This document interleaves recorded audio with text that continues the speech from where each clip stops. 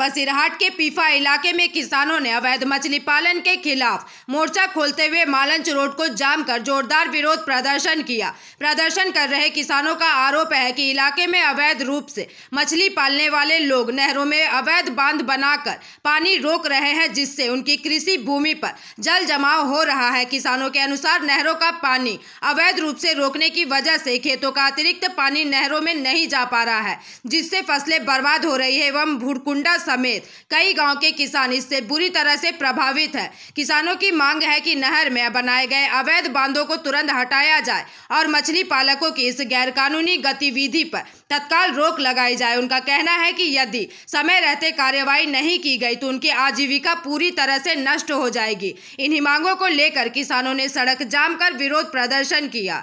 पानी যদি নিষ্কাশন না হয়, পানি যদি এখান থেকে বার না হয়, আমাদের এখানে মানুষ না খেয়ে তারা মারা যাবে। তারা চাষে মার খাচ্ছে, ব্যবসা বাণিজ্যে মার খাচ্ছে, সমস্ত জিনিসে মার খাচ্ছে।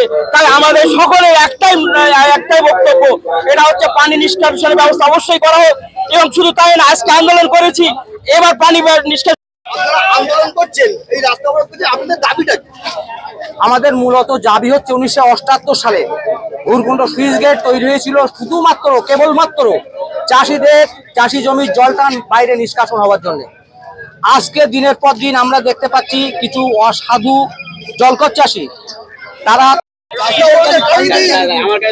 আমাদের এই যে অবরোধ এখন হচ্ছে আন্দোলন, প্রতিবাদমূলক আন্দোলন হচ্ছে। আমলানিতে ভূরকুন্ডা বলে একটা সুইচ গেট আছে, যেটার মাধ্যমে নদীর ওখানে কপাট করা আছে। ওখান থেকে কিছু অসাধু চক্র নিজেদের জলের ফিশারির ব্যবসার জন্য যখন তখন কপাট তুলে দিচ্ছে। সেই কপাট তোলার ফলে টোটালি জল মাঠ থেকে সরে না, তার ফলে প্রচুর চাষি আর কি বলতে গেলে পুরো মাঠের চাষিরাই প্রত্যেক বছর ধানের সময় এরা মার খায়, বীজতলা বুড়ে যায় একের পর। এই যে বড় বর্ষাটা হলো, এই বর্ষাতে আপনার ধরে রাখুন 20 দিনের মতো বীজতলা বুড়ে আছে। একটা ছোট সবুজ উদ্ভিদ যদি 20 দিন জলের নিচে থাকে, জলটা যখন নেমে যায় তখন টোটালি সেটা নষ্টই হয়ে যায়। তারপরে চাষিরা আবার নতুন করে বীজতলা করলো, আবার প্রাকৃতিক দুর্যোগের ফলে আবার। Bureau report, PVTV news.